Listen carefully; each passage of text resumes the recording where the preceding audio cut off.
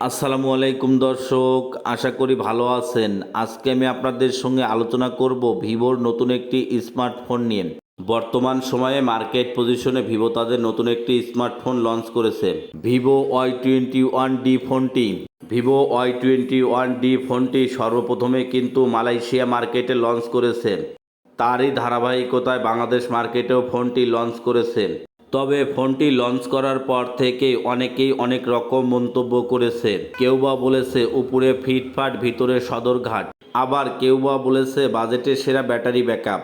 তো বন্ধুরা, ফোনটিতে কি কি সুযোগ সুবিধা থাকছে এবং কেনই বা অনেকেই ফোনটিকে বলেছে উপরে ফিটফাট ভিতরে সদরঘাট এবং বাজেটে সেরা ব্যাটারি ব্যাকআপ, এমন মন্তব্য অনেকেই কেনই বা করেছে, বিস্তারিত জুড়ে থাকছে আজকের এই ভিডিওতে। ততক্ষণে আপনারা যদি আমার চ্যানেলে নতুন হয়ে থাকেন, অবশ্যই চ্যানেলটি সাবস্ক্রাইব করে পাশে থাকা বেল আইকনটি বাজিয়ে দিন। ফোনটির আউটলুক অনেক সুন্দর করেছে। আউটলুক এবং ডিজাইনের দিক থেকে ফোনটি অনেক সুন্দর। আউটলুক এবং ডিজাইনের দিক থেকে ফোনটির কোনো ঘাটতি নাই।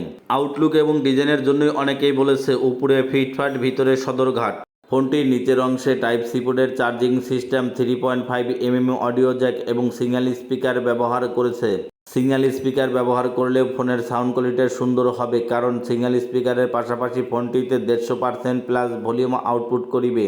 আর 150% প্লাস ভলিউম আউটপুট করে ফোনের সাউন্ড কোয়ালিটি অনেক সুন্দর হবে। ফোনটিতে 6.64 ইঞ্চির এইচডি প্লাস আইপিএস এলসিডি প্যানেলের 120 হার্জের ডিসপ্লে ব্যবহার করেছে, যার রেজলিউশন হিসেবে ব্যবহার করেছে 720x1608 রেজলিউশন। ফোনটিতে 6500 mAh এর ব্যাটারি ব্যবহার করেছে, যা কিনা চার্জ করার জন্য ইনবক্সে 44 ওয়াটের চার্জার থাকছে। 44 ওয়াটের সুপারফাস্ট চার্জার থাকায় ফোনে চার্জ করার জন্য অতিরিক্ত বেশি সময়ের প্রয়োজন হবে না।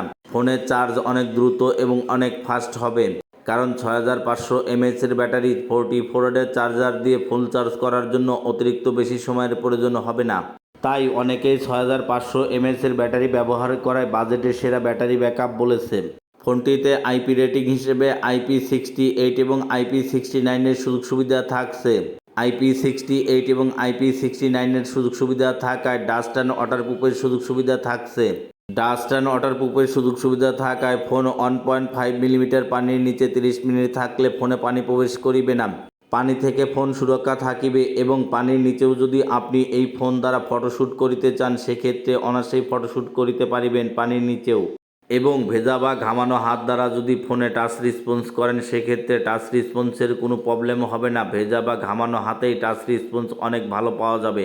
তবে কিন্তু খুবই কম সংখ্যক ফোন থাকছে মার্কেটে যে ফোনগুলোতে এতগুলো সুযোগ সুবিধা একসঙ্গে থাকছে। ফোনটিতে 50 মেগাপিক্সেলের ডুয়েল ক্যামেরা সেটআপ ব্যবহার করেছে, যার মেইন ক্যামেরা হিসেবে 50 মেগাপিক্সেলের ক্যামেরা ব্যবহার করেছে এবং ওয়াইড অ্যাঙ্গেল হিসেবে 2 মেগাপিক্সেলের ক্যামেরা ব্যবহার করেছে। 50 মেগাপিক্সেলের অ্যাপাচার ভ্যালু হিসেবে 1.8 ব্যবহার করেছে। 1.8 অ্যাপাচার ভ্যালু ব্যবহার করে ক্যামেরার কোয়ালিটি সুন্দর হবে। এবং ফোনটিতে 8 মেগাপিক্সেলের সেলফি ক্যামেরা ব্যবহার করেছে। 8 মেগাপিক্সেল ক্যামেরাতেও আপনি face detect, touch to focus বিভিন্ন মুডে ছবি ক্যাপচার করিতে পারিবেন। ফোনটি আপডেট করা অ্যান্ড্রয়েড ভার্সন 15 করেছে এবং অপারেটিং সিস্টেম হিসেবে ফান্টাস ওএস 15 করেছে। ফোনটির চিপসেটের কথা যদি চিন্তা করেন, ফোনটিতে ইউনিসো T7200 চিপসেট ব্যবহার করেছে। ইউনিসো T7200 চিপসেটটি আপডেট একটি চিপসেট। তবে কিন্তু ফোনটির চিপসেট আপডেট করলেও গেমিং পারফরমেন্সের ক্ষেত্রে খুব একটা সুযোগ সুবিধা ভালো পাবেন না, কারণ ইউনিসো T700 চিপসেটটি গেমিং চিপসেট নয়। তবে যারা ফ্রি ফায়ার লাইট বা অনলাইনের ছোটোখাটো যে গেমসগুলো থাকছে খেলেন, স্মুথলি খেলিতে পারিবেন কোনো প্রকার ঝামেলা ছাড়াই, কারণ অনলাইনের ছোটোখাটো গেমসগুলো খেলার জন্য ইউনিসো T7200 চিপসেটটি মোটামুটি ভালো রান করে। কারণ অনলাইনে ছোটোখাটো গেমসগুলো খেলার জন্য ইউনিসো T7200 চিপসেটটি মোটামুটি অনেক ভালো পারফরমেন্স করিবে। তবে যারা শুধুমাত্র গেমিং পারফরমেন্সের জন্য ফোনটি ক্রয় করতে চান, তাদের জন্য কিন্তু ইউনিসো T7200 এই চিপসেটটি নয়, তাই তারা কিন্তু অন্য অপশন দেখিতে পারেন। তবে যারা ব্যাটারি ব্যাকআপ এবং ক্যামেরার জন্য ফোন ক্রয় করিতে চান, তারা কিন্তু এই ফোনটি অনায়াসে ক্রয় করিতে পারেন। ফোনটি বর্তমান মার্কেট পজিশনে দুটি ভেরিয়েন্ট লঞ্চ করেছে, 6128 এবং 8128। ফোনটির প্রাইজের কথা যদি চিন্তা করেন, ফোনটির 6128-এর প্রাইস করেছে 17,999 টাকা, 8128-এর প্রাইস করেছে 20,999 টাকা। বাজেট সেগমেন্টে ফোনটির কনফিগারেশন কিছু কিছু দিক থেকে এগিয়ে থাকছে। আবার অন্য দিক থেকে আমার কাছে যেটা মনে হয়েছে অনেক কিছুই পিছিয়ে থাকছে।